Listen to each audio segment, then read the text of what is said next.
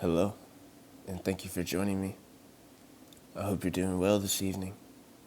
Now sit back, relax, and let's get into our story.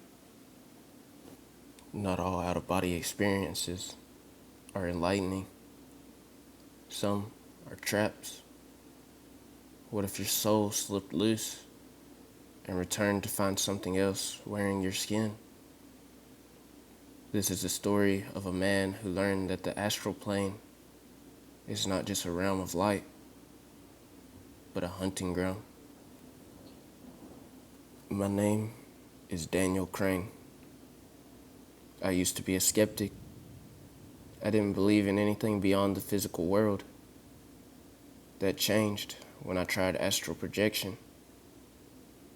It started with harmless curiosity. A friend, Mara, claimed she could leave her body at will, describing sights of places she'd never visited physically. I rolled my eyes, but after weeks of strange dreams and a feeling like something was tugging at my spirit every night, I decided to try. I followed every step of a guided meditation I found on a forum called Soul Lift. Binaural beats, deep breathing, visualization. It took a few tries, but then something clicked. I felt weightless, not metaphorically. My body buzzed with vibration. Then, silence. I opened my eyes and saw myself lying there, motionless. The air shimmered and I floated up to the ceiling. I was out. I drifted through walls, watched the streets below, soared higher. There was a sense of freedom, pure euphoria. I thought I had discovered something beautiful. I was wrong. On my third night projecting, I tried going further, beyond my neighborhood, beyond the clouds. I flew until the stars grew dim and strange shapes shimmered in the void. It was like stepping into a dream that wasn't mine. The colors twisted unnaturally. The stars bent inward. The darkness whispered, forming words I couldn't understand, but I felt them. I wasn't alone. I turned back, trying to find my thread, my silver cord that tethered me to my body. Panic surged. It was gone, and in the distance, something stirred.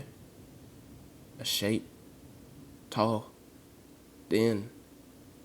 Its limbs were wrong, too long, too many joints. It didn't float. It slid across the darkness. Its head tilted in unnatural curiosity.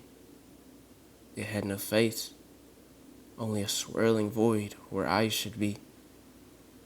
It had seen me. I fled, diving, clawing through the void, wheeling myself home. The thing chased me, its presence burning like ice behind me.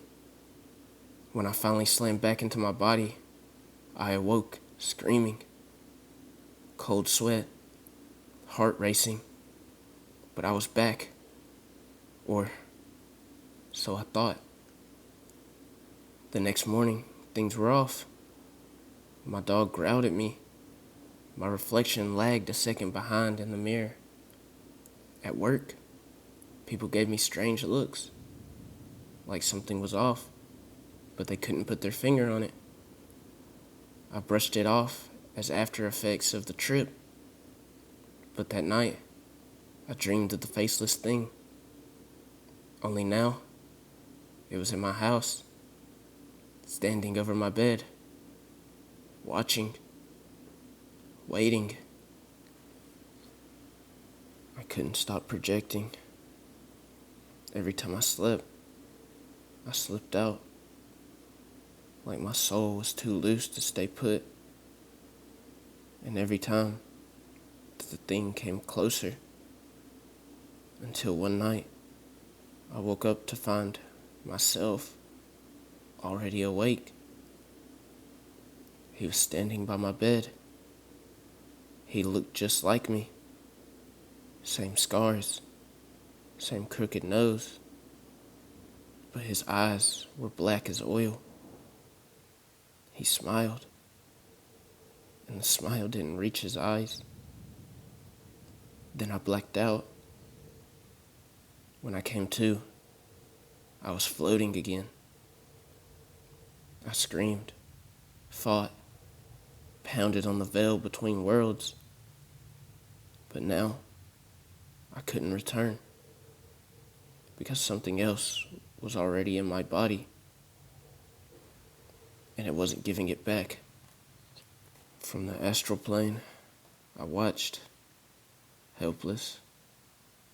He was living my life, going to my job, flirting with Mara, wearing me like a mask. But it was wrong. He was colder, crueler. He began saying strange things, laughing at inappropriate times. He scared people. And then he started practicing projection too. He was building a bridge for more. I saw them, more faceless things, waiting at the edge of the void. They clustered around him, whispering through the cracks in reality. The world is thin in places, and he is tearing it open. I found an old practitioner on the astral plane, a ghost really. He called himself Irion. Said this happens more than anyone knows, that the things in the void wait for open doors and eager minds. He taught me how to fight. To take back your body, you must anchor it, remind it who you are. So I whispered memories into the ether. My mother's lullaby, the feeling of my dog's fur, the cold floor of my childhood kitchen.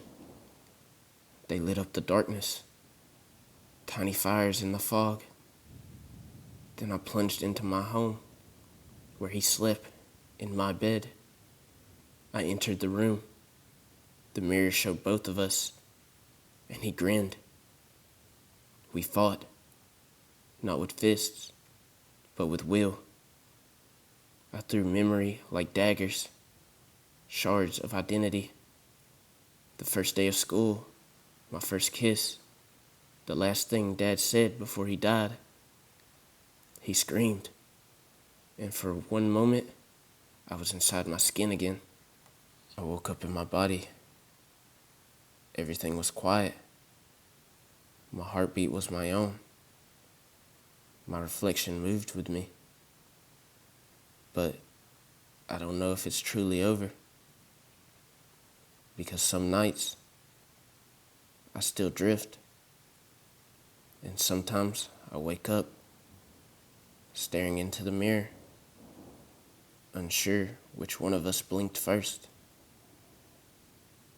So if you ever feel like you're not alone in your body, if your dreams take you too far, listen carefully. There are things in the dark that want to wear you, and they're very patient.